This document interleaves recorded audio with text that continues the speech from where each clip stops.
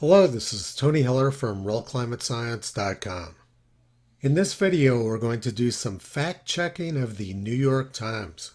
And we're going to use an app which I created at app.visitech.ai. The New York Times published a web page, How much hotter is your hometown than when you were born?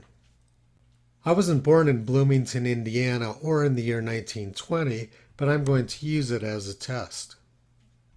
The New York Times let me select the year 1920, but they say, our data set goes back to 1960, when you were 40 years old. Back then, Bloomington could expect about 20 days per year to reach at least 90 degrees. Then they say, by the end of the century, models show that there could be 49 of these very hot days at Bloomington, Indiana per year. And they show this graph of Bloomington, Indiana burning up in heat waves. So let's do some fact checking. This is what the Visitech website looks like for subscribers. The first thing I'm going to do is select Indiana from the drop-down menu. This brings up a map showing all of the United States Historical Climatology Network stations in Indiana. I'm going to click on the circle for Bloomington. This brings up a graph showing all 45,896 daily maximum temperatures recorded at Bloomington, Indiana. One thing which quickly stands out is this temperature, which is obviously incorrectly entered in their database. Let's take a closer look at that station by pressing the E key on the keyboard. You can see that it's located in Indiana University, and we're going to use Google Street View to take a closer look at that location. We're looking north now, so let's pan and look to the south where the station's located. You can see that it's a well-sited station away from any asphalt. Now we're going to fact-check the New York Times. I'm going to click on the microphone button and issue a command. Count the number of days over 90 per year.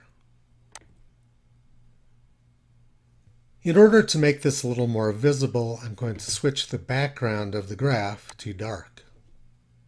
Now I'm going to do some formatting using the Options tab. Now we have a nice looking graph to look at. It's pretty easy to see from this graph that Bloomington had a lot more 90-degree days prior to 1960 than they have over the last 65 years. If we look down here, we can see that they averaged 22 days per year over 90 degrees. Now let's see what they averaged prior to 1960. I'm going to change this to 1960 for maximum X. Prior to 1960, Bloomington averaged more than 29 days per year over 90 degrees. Now let's do the same exercise from 1960 to 2030. What I did was change the minimum and maximum X, and now we can see that the average is about 15 days per year.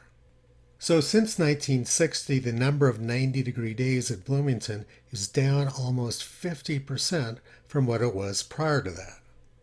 Now it's very clear why the New York Times is hiding the data prior to 1960. It's not because the data is not available, it's because it wrecks their story. Let's go back to Visitech and see how we can post our findings on X. I'm going to change the start date back to 1890. We could just hit the X button to post this right now, but I want to make some changes to it before I do that, so I'm going to click on the Edit button instead. This opens up a new tab where we can edit the image before we post it. I want to place a box around all this hidden data. I'm going to click on Fill Rect and then select Color. I want to make it transparent red. And I'm going to set the opacity to about 40%. Now let's draw the rectangle. Let's add some text to it. Before I create the text, I'm going to set the opacity back to 100%.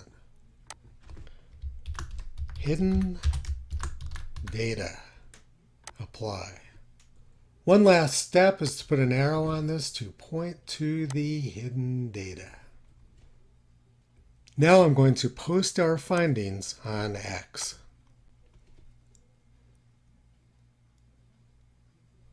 I'm going to press Ctrl V to paste the image. Now I'm going to add some text. More hidden data from the New York Times to fool the public about climate, and I'm going to post it.